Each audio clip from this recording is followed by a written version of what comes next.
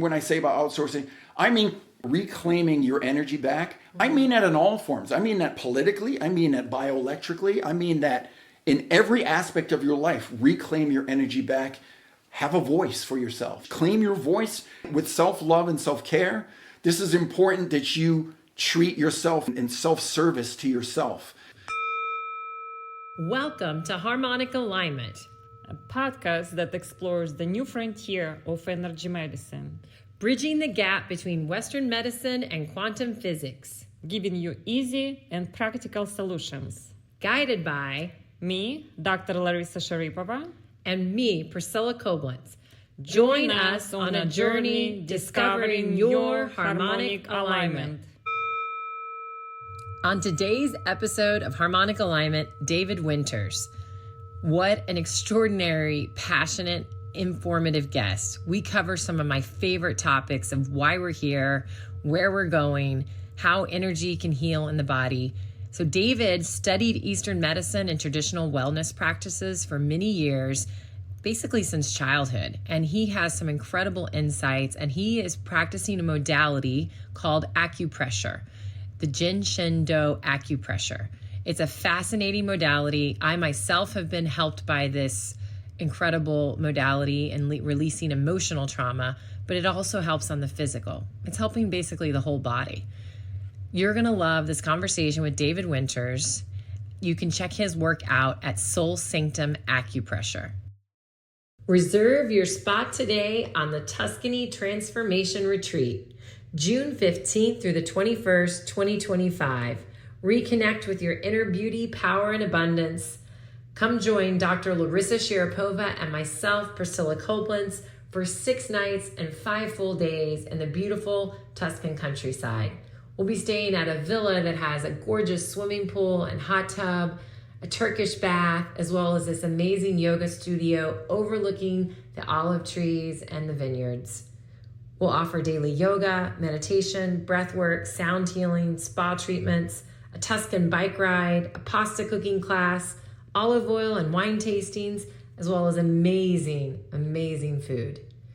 For more detailed itinerary, check out our website and reserve your spot today. We've got 9 spots available. So I am so excited. Today on Harmonic Alignment, I have my dear friend David Winters here with me. David, you and I met at I would call it higher consciousness community.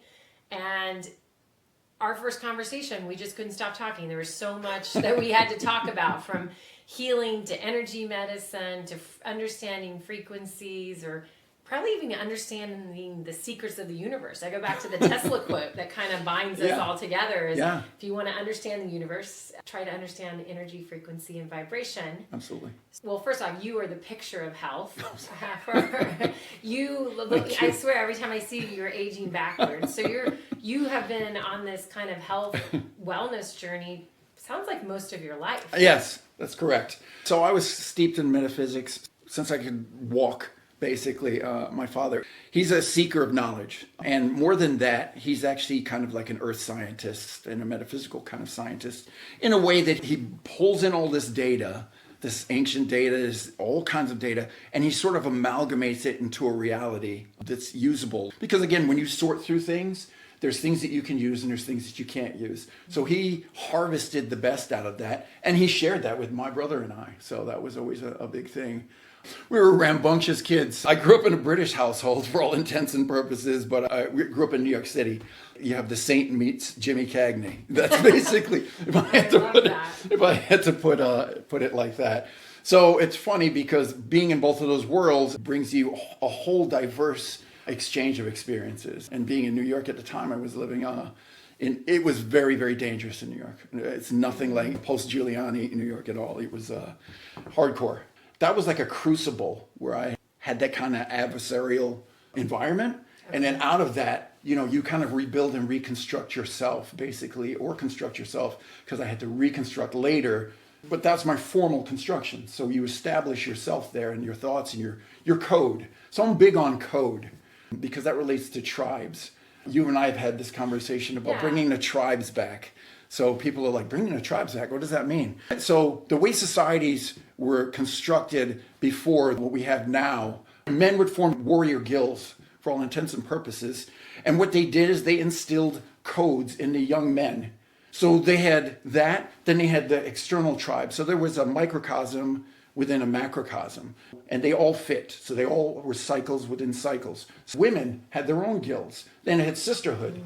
They would have a divine feminine energy that they kind of magnified with each other, and they kind of calibrated each other to proper standards. Same thing in the men's warrior guild is bringing people back to a standard. We've lost standards. That's why we are going through the challenge that we're going through in the world today, is because there's non-construction. We're usually looking at daddy figures as our leaders. We've outsourced our own power and our own energy.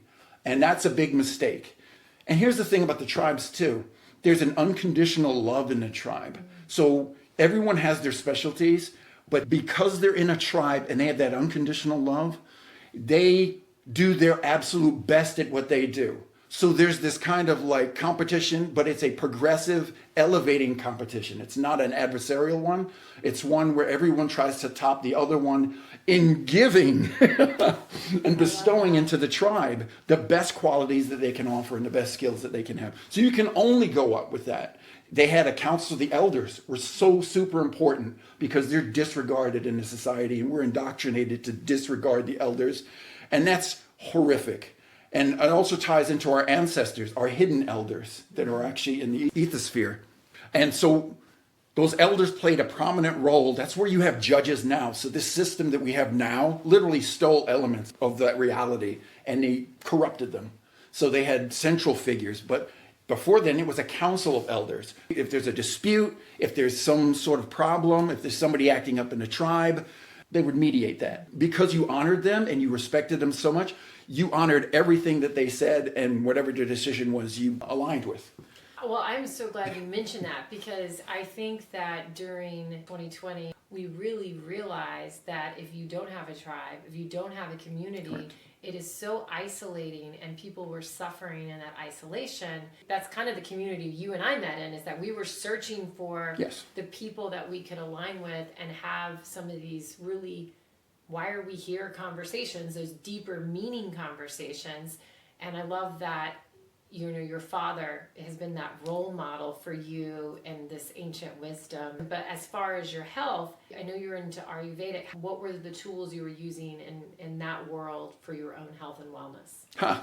So my dad always practiced traditional medicine. When I say that, that's the medicine that's lost today and trying to make a comeback. Oh, I like that you just labeled the alternative medicine as the traditional medicine. Thank you for that. Well, it's actually the real medicine. I'm sorry, allopathic medicine, Rockefeller-based and certified medicine.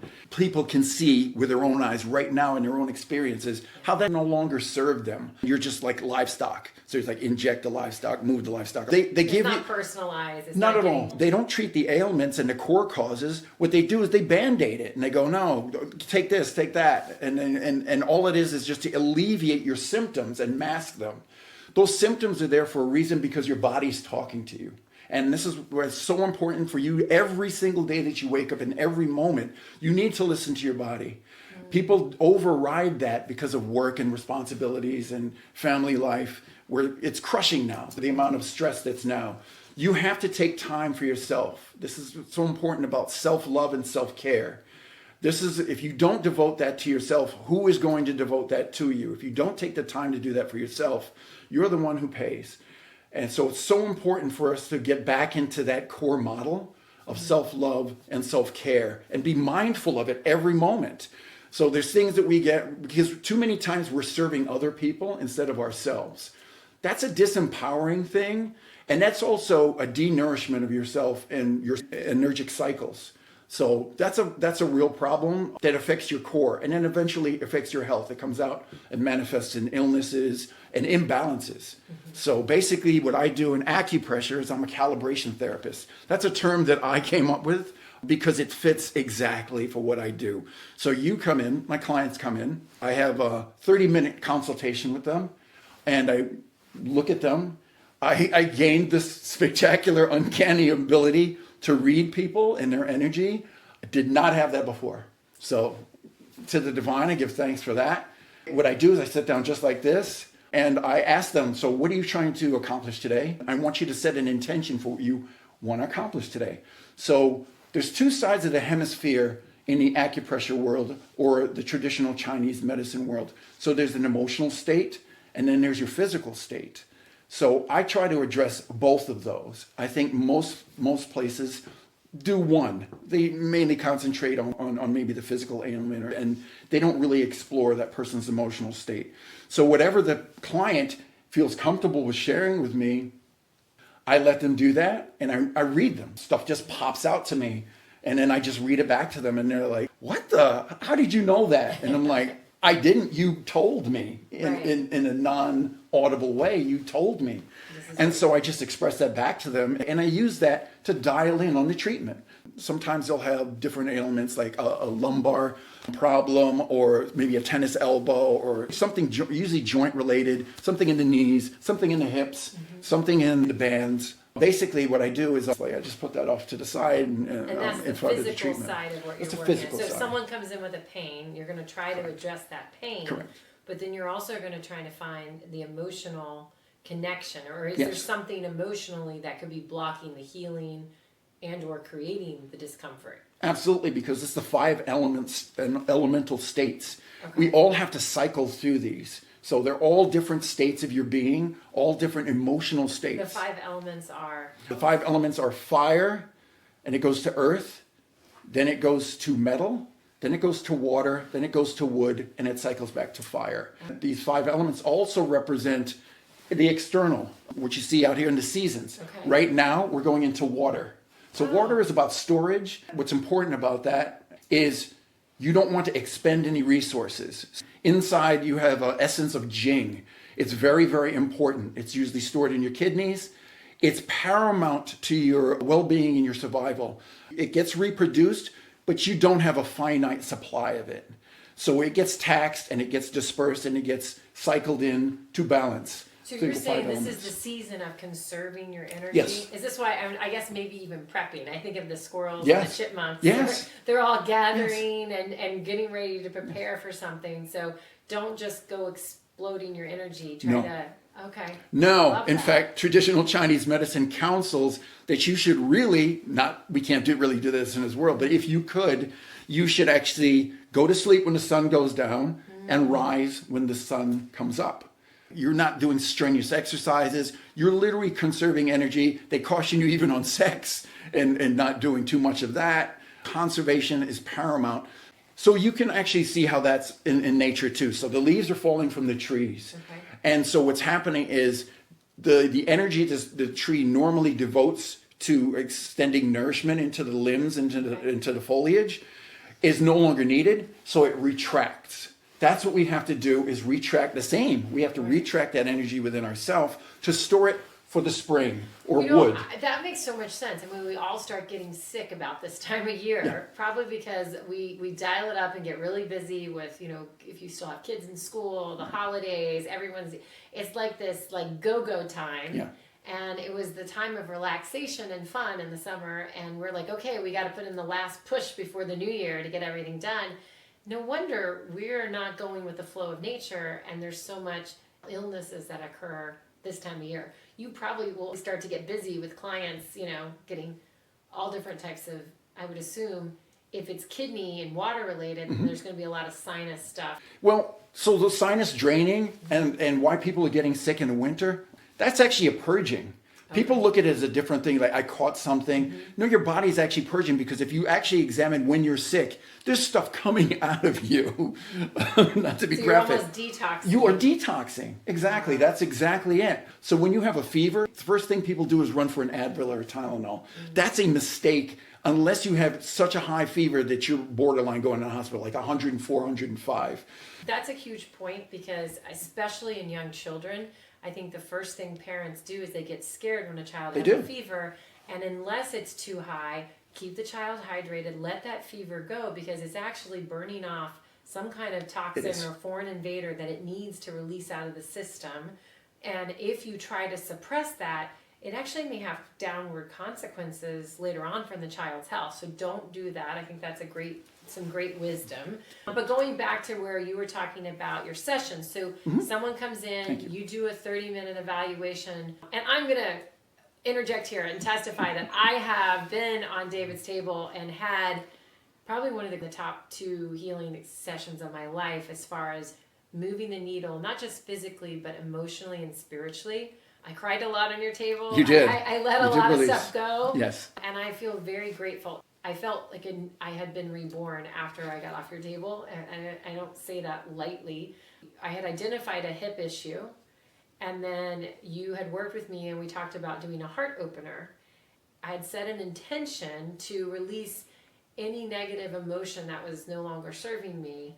And boy, did I have a lot of things to release. But so you came up with basically doing a read and then came up with the type of treatment I would need for both of those things. Correct. So your emotional states need to cycle through those 5 elements. If they don't, they can get stuck and they become static. They come out in different forms like insecurity or anger or sadness or depression or a whole range of emotions. Trauma from your past childhood, recent traumas. I try to have a very calm and inviting atmosphere into my Soul Sanctum healing studio, so when the people arrive with that energy, I just commuted and this guy cut me off and all those things. I try to calm that energy down and get them into a more tranquil state to start out with, because then it's easy to read, it's easier to take pulses and find out, because even along both pulse lines on each arm are different segments that will tell you exactly which area and which meridian is affected. So once you then get your hands on the body, and I also have to say, I have to add in, is that you don't have to be undressed for this. You do not, no, not at all. I wore like loose gym clothes. Correct. You started on some points on my arm and my back, but once you start to take those points, you're then pivoting based on what you're finding. Absolutely, absolutely, because if I find a weak pulse in any of those pulse points, that indicates that there's an issue in that I need to explore. The way the human body is designed is we're bioelectrical organic mechanisms. So with that, things get out of alignment. Think of it as like power stations that you see on the side of the road, and they're connected by wires. So if a power station is out or malfunctioning, it can't transfer that energy down the line, down that meridian, if you will. So my job is to find out where that power station is out. If it's blocked, it appears in the form of a blockage. Your personal energy, like you'll come and be like, I feel weak, I feel not myself, I feel like that. That's because so much energy is devoted to doing a workaround for that broken power station. Oh, wow. I love that. It drains you. It's draining. So you're walking around in a drained state because it's trying to do that and it has to go around. It's not going through the wire that it's meant to go through. So what I do is I analyze that and I release the blockage by holding acupoints on the body, depending on where it is. And what's the average? Isn't there an average time you put pressure on a point, or are you waiting to feel the actual release? Glad you asked, because this also pinpoints acupuncture versus acupressure. What's the difference between the two? Acupuncture, for everybody who knows, uses needles in specific acupoints. Acupressure holds those same exact points for lengths of time. So you can feel energy transfers. So it depends, to answer your question directly, it all depends on the person. Everyone's different and they have different tensions and different points and different blockages. So I have to hold the points on a local point and then a distal point. So I can hold a point on your back and I can hold one all the way like on your little toe because it's on that same meridian. So I'll hold those and they'll talk to each other. And people are like, what? That's woo-woo. It's not. I can actually feel pulsing. And I get pulsing here on the distal and pulsing on the local points. And so they're communicating. They're communicating and actually they're calibrating and working through the blockage, releasing it. These points, these energy stations rely on resources. Those blockages impede the resources. So what I do is release that blockage. It's called sedating that point, and then the nourishment comes in. Wow. So that's why people feel so energized, like your session's finished, because I'm releasing the blockages and you're releasing a lot of emotional states that you're hanging on to. Those are stored in your solar plexus. Those are stored in your sacral area, below your belly button. When you talk about pushing down, like, oh, my boss made me so angry, my manager, and you can't say anything to him. You should be able to, but you can't because you want your job. And so what you do is you take that and you just push that down. So you're storing that You're in storing your body. that. It's not a beneficial storage. It has to be expressed. It has to be cycled out through the 5 elements. It's in a static state. So that static state creates imbalances, creates blockages. Do you think that the physical injury or the emotional injury, do you think one is more powerful than the other, or do they do the same damage to the system? Or do you think there's a difference between repressing some emotion with a partner versus I just hurt my foot? Emotional energy is more tricky because it's been there for a while. We're talking about maybe since you were 7 years old. If you have pain, it's more recent. Oh my physical gosh. Pain. Physical pain can be more readily addressed with that because you release a blockage, then the nourishment comes in, and then the healing comes in. All the elements that it needs to heal are magnified and conducive to that healing process. In terms of emotional states, you've held on to that for such a long time. Some people, blessings to you, during your session, were able to release a good amount of that. I know you have more. So if people are expecting a miracle treatment, spoiler alert, I'm not Jesus. I'd love to be able to do that. I don't have the ability to address comprehensive issues in one session. It goes back to the client who comes to see you and their ability to be open and willing to receive. That's the most important part. Right, because I don't actually know that we ever heal anyone, but we assist in the healing that they're calling in. Correct. And I love that. Can you give us a couple of examples of some experiences that were memorable for your clients and even yourself on the table? The most miraculous ones that I've had, yours was one. There was another gentleman who had problems with his lower back. He had curvature of the spine. And he's a person also who's like, he doesn't go out. He doesn't go out. Like, I've actually been experienced him in other healing modalities, sound healing. And he was the only one awake in the sound healing. And everyone was out. And I was just like, I drilled down into his emotional state and his healing state and what he wanted to accomplish in that session. So I held the points for his back to resolve his back issue, but also an emotional state that he had an intention to get rid of or address. That was a session where when I was done, he was so out of it that I was like, I was making noise, writing my notes. The music was off and he's still out. And I was like, okay. He was asleep on the table. He was out. Wow. And I was like, okay. And that I was takes like, a certain level of comfort or, it really does. To be asleep and that's amazing. Absolutely. So I went and washed up, came back and kind of closed the door a little louder. And then he started to come out. And then I'm talking to him and let people collect themselves. It's very important because they're in that state. They're actually in this kind of like healing transcendental state. I can attest to that because I wasn't sure. It was like, oh, where am I? It was really a little discombobulating. I was like, it does feel like I went someplace and now I'm coming back into my body almost and trying to figure out, what does this feel like? It feels different.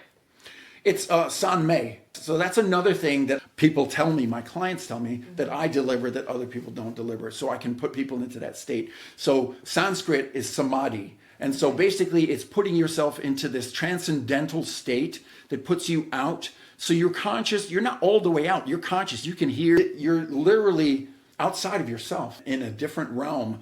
And all of this healing is going on inside of you while you're in that state. It's the highest state of transcendental sort of meditation that you can be in without actually being departed. So he was in that state. He came out of it. So then I monitored and he was still out of it. And I have to make sure that people are okay to drive. It's like at a bar and I won't let you go out if you're in that state. He said, I've been in many different healing modalities. It's so much that I actually have to talk to you. Like I have to collect myself. And so then a few days later, he contacts me. He said, what you did actually helped my back immensely. That single session actually straightened me, actually relieved a lot of pain that I was having. And so he wrote a magnificent testimonial, which I've uploaded to my website. What is your recommendation as far as how many sessions will it take to get some benefit? So it's driven by the client. So what are they trying to achieve? So I can achieve physical things in one session, certain states of emotion can get released, and then there's another blockage or there's something else that's deep down that's being stored that needs to be released that actually needs subsequent sessions. So it all depends on the client. It's the client's show. It's not my show at all. And that's what I tell them. I'm literally just there to serve them and achieve what they're trying to address in their health issues and their health restoration process. Now, I know you talked a little bit about your journey, but what was the twist and turns that led you to this form of a healing modality? It was a wild journey. I was an infrastructure engineer for QVC, and I was basically in that corporate world forever. So you have your own idea, and there's a destiny that's defined by the divine. There's a destiny that's defined by the divine. That's a good line. It absolutely is. And you're reminded about that constantly. It comes in the form of, oh, a relationship just broke up. My girlfriend just broke up. My wife just broke up. Certain radical changes. Maybe, God forbid, like a family member gets deceased. It changes the arc of your journey. They do those kind of things to align you back to your path. So they'll have friends come out and the friends come in and new friends come in, old friends come out. Whatever serves you and whatever serves the mission that you're on, that's how it changes. So you lose jobs, you lose friends, you lose family members, you lose things, but you gain because everything's in a yin and yang. Everything has to be cycled into the yin and yang. So they just don't take away without bestowing something. It has to be, or the balance is interrupted. The universe and the divine completely work off of yin and yang. That's fundamental. We need to work on that. So we're not stuck in these states of, oh, this and this, this and this. It's too much darkness. It's too much static. When you feel that your life is in I can't move. It feels like the same thing. I can't believe it. I want to get out of this. That's stuck in either a yin state or a yang state, and it needs to move. When you have areas, even in the environment. So here in Pennsylvania, it has not rained. When it rains, it's some drizzle. It's not any of the rain that I used to see in TV and movies that we're used to. Something is fundamentally off. So that is stuck in a yang state. It's stuck in a state where it's just not cycling to the new one. And it needs to do that, otherwise it's going to have consequences. So when things aren't cycled in the 5 elements, in yin and yang, there's consequences for that static. So we have to be mindful internally and externally of how we can move through those cycles and pivot on them. You don't resist them. Too many people. So you're getting these messages and you just are listening to them. You're following the signs from the divine on your journey. So it may sound woo-woo to people, but it's going to be as strange as me telling people this as me experiencing it. So it comes like a phone call. I'll be talking to you and we're going to be having a conversation. And then it'll come in and it's a voice. It's a very firm voice. And it says, tell Priscilla this. And I'm like, okay. And then I'll have the conversation. Right. I don't want to interrupt. And tell Priscilla this. Okay. It'll keep repeating it until I do it. And then when I do it, I go, okay, Priscilla, this is going to sound strange. The divine told me to tell you this. I don't know what that is, but this is a message just for you. I love that. And so is that how your career change came in? Those are gifts that I got later on. So I was just sort of like in this corporate world, in this regular rat race world. I was trapped in that kind of modality. And then my father came to me and he said, your life is going to change fundamentally. So my dad has this unbelievable ability to have a prophecy. And he's never been wrong. It's uncanny. He heals people. So he has people come in, many people. And he's like, I'm having a problem. Tori, can you help me? His name's Tori. Please help me. And then he addresses that. Very similar to what I do, except he doesn't hold any points. But he addresses them in a very metaphysical, spiritual world. He has this insane amount of power that emanates. It's incredible. So is this part of your family lineage? Did he have his father, or mother have this gift as well, or is he aware? No, I think that it's something. Basically, we align to a lot of things that we had in our past lives. I think that he had a very, very strong healer, and he snapped into that at some point, like I did. I definitely know that I've done this in a past life. I've been told that by people who are readers and elders who've told me. It's like, yes, you're on your right course. Yes, this is exactly what you should do. So my father said, you're going to have a fundamental change in your life. Are you ready for it? So I have to think about carefully what I say before I commit to it and engage into that. And I said, yes. And he said, "Are you ready for this?" Like a He sergeant. repeated, And I was just like, "Yes, absolutely, firm." And then he said, "Okay, let's get started." He said prayers. He was working with me. He gave me some literature and tapes and gave me his tips and his secrets. And then he said, "Okay, go back home." And I was just like, "But Pop, I'm alone. I don't have anybody." He's like, "They're going to send somebody to you." And I was like, "Okay." So they sent somebody to me, and that's doors all started opening. That's the door that led me to you. All of these doors started opening up. So after that, I asked myself, and my friend had asked me at the time, and he was just like, "What do you think you want to do?" And I said, "I don't want to do that past work." So what happened was, this is how the divine works, is I was laid off with 400 other people. And I was like, okay, I didn't feel good about doing that kind of work anyway. I didn't feel like I was healing. I wasn't serving humanity.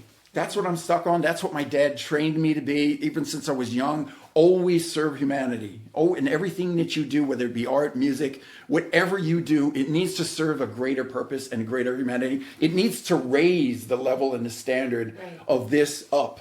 And so with that in mind, I was like, okay, I have this innate ability to do pressure. So I think maybe acupressure.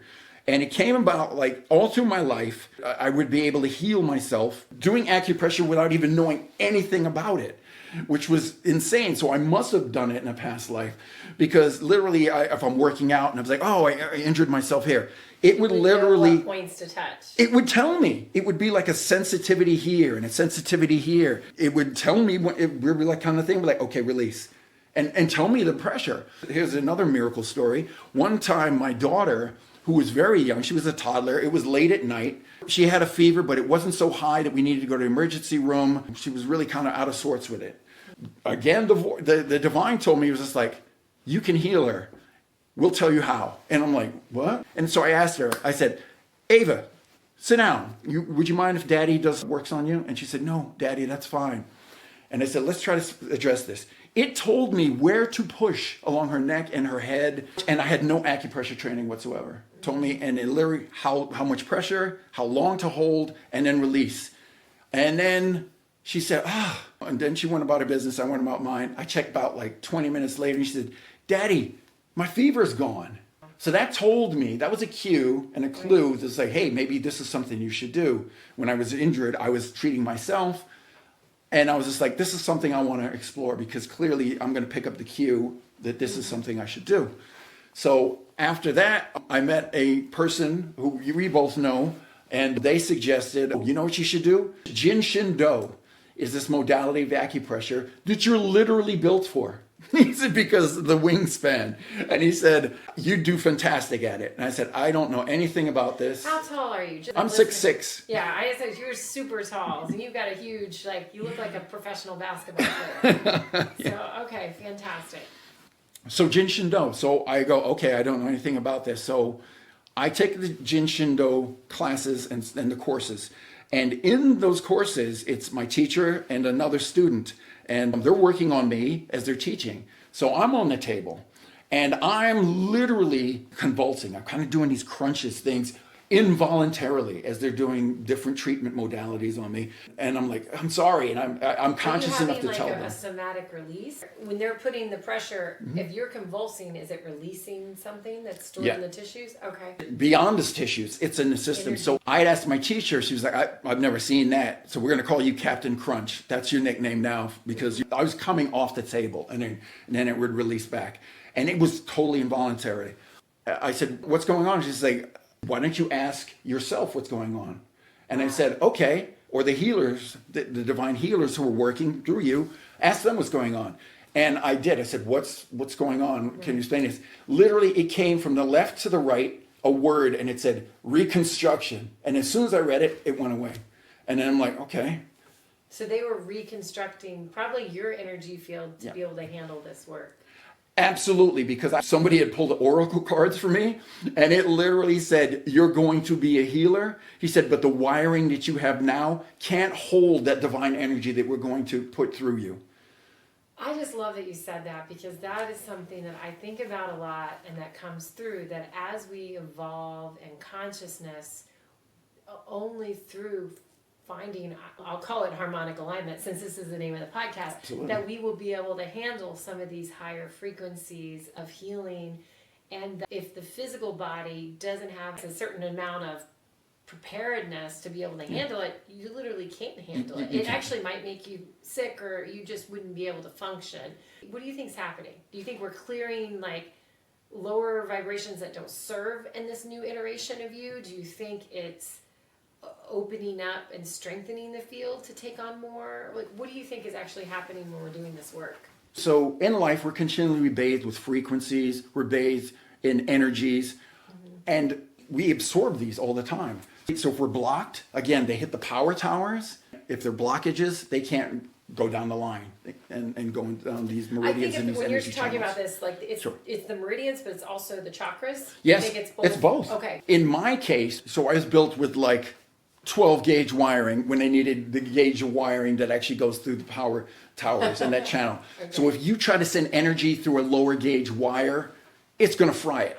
It won't be able to handle it. Okay. And that's what they were telling me. So you have to be reconstructed. So when I first read the Oracle cards, and they said, you need to do this because it gives you homework. I did the homework and I did it to the best of my ability. When I got into the courses, that's when they did the work. So much so that when we had a guest teacher come in and she was talking about Raphael. And Raphael only is an archangel, and he only comes when people are transitioning from just being their regular self to a healer. So he comes and then he's helping to work with you on that. And so she told me that, and I'm on the table and she said, he's here. And I'm like, what? And again, I had no form of reference to this previously at all. I mean, my dad taught me the metaphysics and all, but I've never experienced what I'm going through on that table. So she said, Raphael's here. She's like, I can't even touch your leg. He's working on it. And I'm like, what? It's blowing my mind like magnificently, because I'm like, wait, Archangel Raphael is here and he's working on me? And she's like, yeah, I have to wait. She said it literally like sent her hand away. And this is when that reconstruction message was coming on. So then another set of treatments, and I was going through doing the same exact things and having these kind of results. Then it said de-armoring. So armoring is when people come in and they come in with these stresses, these storages of energy. And if they're not ready, you have to want to let it go. You can't just be like, I've worked on clients and they don't want to release anything. So that they say they do, but on a subconscious level, they have roadblocks up. But they have to do the work. Like I'm holding the points, release the blockages and release these emotional states and transition energy and resources through you. But you have to want to have that's why I say set an intention of what you want to accomplish. Another thing is people have deep traumas and they're absolutely terrified of releasing them because they have to relive them sometimes. Right. But my teachers told me, she was just like, put it in the garbage bag, seal the garbage bag up, and take it to the curb. Don't look and review the elements in the trash. You don't have to. You don't have to unpack it. So that's I what I think that's always helpful. I think it's not at all helpful. Letting it go. Yeah. And finding some peace. Okay, so we got an archangel in the room. Yeah. I have a dear friend Sure. who had channeled Archangel Uriel and was guiding him. Yeah. And so I love to hear people's experiences with entities of I call them love and light. But that's not our normal. How did that play out with you and family and life? Because clearly at QVC, no one was talking about archangels. To be honest, I wasn't talking about archangels. I was just living that mundane kind of gerbil wheel life. So when you're in these jobs, you're literally do that, the other, and that's all they're focusing is harvesting out energy, resources, and skills from you and enriching themselves with it. So that's another thing to do about outsourcing. When I say about outsourcing, I mean reclaiming your energy back. I mean that in all forms. I mean that politically. I mean that bioelectrically. I mean that in every aspect of your life, reclaim your energy back. Have a voice for yourself. Claim your voice with self-love and self-care. This is important that you treat yourself in self-service to yourself so that you become a platinum version of yourself. Right now, we're corrupted versions of ourselves because we live in this kind of degenerated society, and the powers that be want us in that state. Because, again, if you're having a war on somebody, you don't want to have the strongest warriors. You want to have weak, sick, ailing, feeble, servile. We want to get out of that modality, and we want to reclaim all of that energy back for ourselves, because that's so important, and that's how we change the world. So I have Raphael, I have a statue of Raphael that I deliberately got to harness in his energy when I'm working on clients. You call him in when you... He's just there. It's like, oh, time to go to work. He's going to work. So I do prayers every morning. If I have a client coming in, I ask for the best session, the best success for them, and for them to achieve what they're setting out to do. In that session, I ask for Raphael. I ask for Hilarion is another ascended master. He works as an assistant with Raphael. He only appears when people are transitioning to that state. I had no knowledge of this. And I was like, who is Raphael? So I looked it up. And then I found out all of this about. And then same thing with Hilarion. And I was like, okay, and Shanti. And all of these are entities, strong beings in my life that have guided and are very, very strong. Very, very strong. You mentioned, David, that you're fulfilling a purpose, that we are called to something greater. Can you explain like your version of what you think you're called to and what's really happening out beyond in the unseen? So at some point, when I was going through taking the courses and I'm on this journey to be a healer, at some point, all doubt left me. And I said to a friend, I said, I don't have any more doubts. I'm literally kind of analyzing, doing self-analysis. And I'm like, I don't have any doubts. I know this is what I'm set out to do. And so when you have that, that's very empowering. Right. So it's like you're in the zone, the healing zone. Exactly. But more besides that, you have allies that you didn't know. You have a security feeling that somebody's got your back. The universe, the divine has your back. You let go of all the fear and doubt. I had none of that. So when you do this kind of work, fear leaves you. You don't even have a fear of death anymore because you align with your higher self. You come out of that low vibrational state that this system wants to keep you in, and you transcend out of it as you walk. You're walking upwards. So you can only get blessings from that. And as you make steps, one step toward the divine, they step towards you. That's how it works. See, they've been there all along. We're the ones just waking up out of a coma, and they're the ones, like, we've been waiting on you. We're waiting to help you. So people need to keep that in mind. The most important thing that we need to do is connect back into the reality. I had a conversation with you pre-podcast where I was talking about the real world versus what I term the hell world overlay. So there's a real world. You can go out there and you can see how squirrels and you can see how wildlife, you can see how birds act.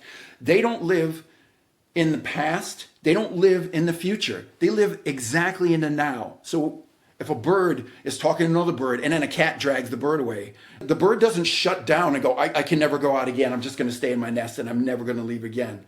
That's living in the past. Birds and wildlife and nature's not built that way. It's literally built to kind of just go moment for moment and moment. When we do that, we release a lot of things.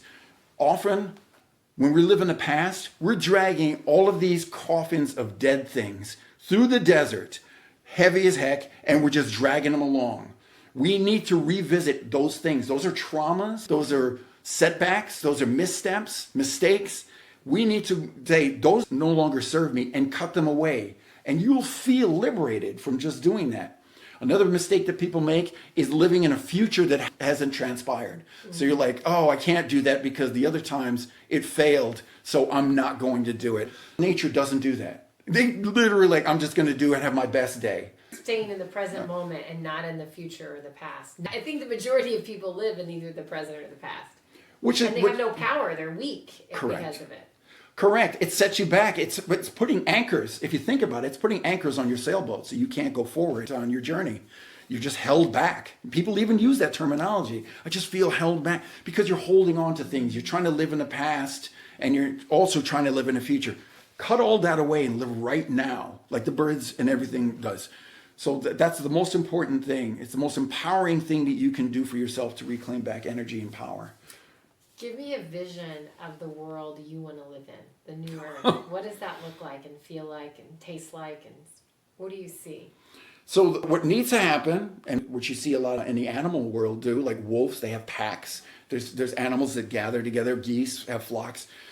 That's tribes. Those are tribes. We need to get back to tribes. Tribes are very healing because they're a safe place you can go to where you're always going to have that unconditional love. We know what you're going through. We're not going to cancel you. Whatever you're coming through, we'll work it out together. If there's noxious elements in that tribe, psychopaths, So there's a negative element in somebody who wants to take over the tribe, or somebody wants to weaken the tribe, or somebody has their own ideas of self-serving ideas of how they want to twist and manipulate the tribe. That doesn't work. The tribal members call them out on it, and the elders go, what's the problem here? And then what they do is they go, you need to go see the medicine man, because this may be a trauma you're holding on to. This may be something they realize dark. That when a person comes in and tries to disrupt or hurt others, that there's actually something wrong with this person. Yep. And they can actually work to heal that. Correct. So the person can come back and be united with the whole. Yes. Oh, I love that. That's the first beautiful step. Vision. Okay. But the person has to want to do that. They have to recognize and accept that's their state, Yeah. and want to change that state. Right. If they don't, and they're like, well, I'm just going to pretend or something like that, they go see the medicine man, and the medicine man's like, oh, he's possessed. He has a dark energy. I'm going to remove that. They resolve that within that person. Or if they don't, and the person's like, okay, we gave you that chance, and the person still acts up, and he's going and he's doing these kind of machinations, these Machiavellian little plots that he's trying to undermine the tribe with. Then they come to the guy and they go, okay, you don't have a place here, so you're going to be exiled. You're no longer a part of the tribe. You have to be moved out. And they exile him. You have multiple chances. You can pull yourself out of that state any point in time. And there's the unconditional love. They walked you through the steps. Their first step wasn't like, he did that, get him, kill him.